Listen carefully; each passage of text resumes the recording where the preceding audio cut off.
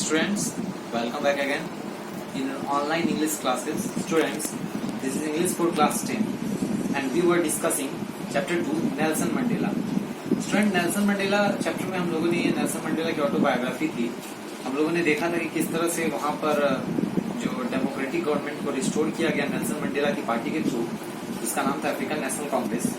तो उसी स्टोरी को हम लोग आगे देखते हैं. The day was symbolized for me. It is from those comrades in the struggle that I learned the meaning of courage.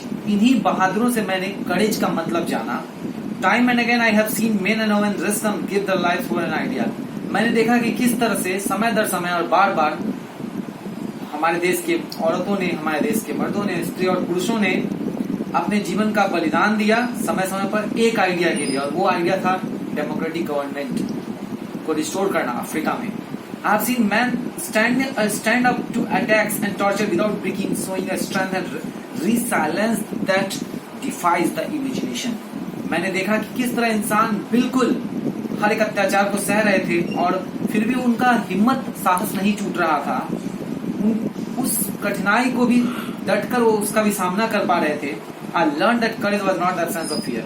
मैंने जाना कि करेज जो होता है वो फियर के एब्सेंस में नहीं होता है, बल्कि फियर पर जीत पाने के लिए होता है. हिम्मत जो होती है वो डर के अनुपस्थिति में नहीं, बल्कि डर के जीत पाने को ही कहा जाता है. The brave man is not he who does not feel afraid, but he who conquers that fear. बहादुर आदमी वो नहीं जो डरता नहीं है. नहीं, बहादुर आदमी वो होता है जो डर को जीत लेता है. No one is born hating another person because of the color of skin or his background or his religion. किसी भी इंसान को उसके चेहरे के, उसके बैकग्राउंड के और उसके रिलीजन के बेसिस पर आप भेदभाव नहीं कर सकते हैं. लोगों को सीखना चाहिए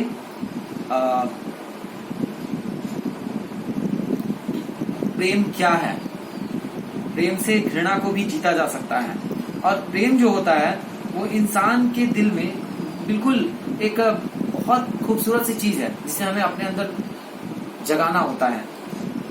Even in the grimmest times in prison, when my comrades and I were pushed to our limits, I would see a glimmer of humanity in one of the guards, perhaps just for a second, but it was enough to reassure me and keep me going. यहाँ तक कि मुझे याद है कि जब मुझे jail में डाला गया तो कुछ गार्ड्स ऐसे भी थे उन जेल में जिनको हमारे प्रति सहानुभूति थी, सिंपैथी थी. वो मैं नहीं भूल सकता, और इन्हीं सारी चीजों से मैंने सीखा कि प्रेम जो होता है वो सब कुछ का पर्याय होता है. दैट मीन्स अगर आप घृणा को भी चाहें तो प्रेम से समाप्त किया जा सकता है. Man's goodness is a flame that can be hidden but never extinguished. इंसान की जो अच्छाई होती है ना, दैट मीन्स इंसानियत जो होती है वो एक ऐसा दीप होता है जिसे छिपाया तो जा सकता है उसकी रोशनी को, लेकिन बुझाया नहीं जा सकता है. In life, every man has twin obligations to his family, to his parents, to his wife and children, and he has an obligation to his people, his community, his country.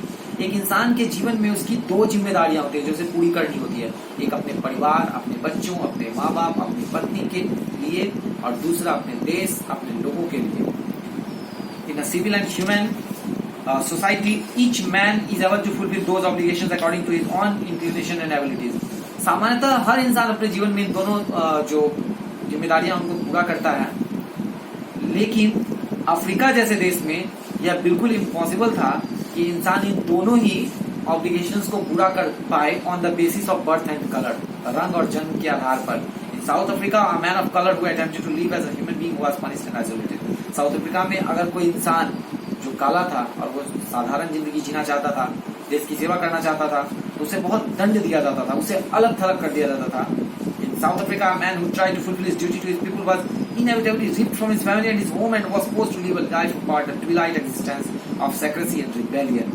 अगर साउथ अफ्रीका की धरती पर अगर कोई इंसान अपने परिवार के साथ साथ अपने देश की भी रक्षा करना चाहता था तो उसे उसके घर से अलग कर दिया जाता था, उसे जबरदस्ती बिल्कुल अलग थलग कर दिया जाता था और उसे विद्रोहियों भरा जीवन जीना पड़ता था. I did not in the beginning choose to place my people above my family, but in attempting to serve my people, I found that I was prevented from fulfilling my obligations as a son, a brother, a father and a husband. शुरुआत में मैंने भी अपने परिवार को अपने देश से ऊपर रखा था, लेकिन अपने लोगों की सेवा करने का जब मैंने प्रयास किया तो मैंने पाया कि कि मुझे अपने बेटे होने की जिम्मेदारी, अपने भाई होने की जिम्मेदारी, अपने पिता होने की जिम्मेदारी और अपने पति होने की जिम्मेदारी से ऊपर भी दूसरी जिम्मेदारियों को निभाना है। और not born with hunger to free, मेरा जन्म भूखे मरने के लिए नहीं हुआ था। I was born free in every way that I could know, मेरा जन्म हुआ था कि मैं हर तरह से आजाद रह सकूं जैसे चाहूं, free to run in the field, मैदानों में खेल सकूं, माँ की झोपड़ी में घूम सकूं, आसानी से नदियों में तैर सकूं, अपने गांव में खेल सकूं, जहां चाहूं घूम सकूं। जब तक मैंने अपने माँ बाप के नियमों के अनुसार चला मुझे आजादी महसूस हुई, लेकिन जब मैं आगे बढ़ा तो मुझे विद्रोह का सामना करना पड़ा, मुझे रुकावटें मिली। Student, it's parts, other parts will be discussed in next class. We'll complete it here and further we'll discuss next class. Till then, goodbye.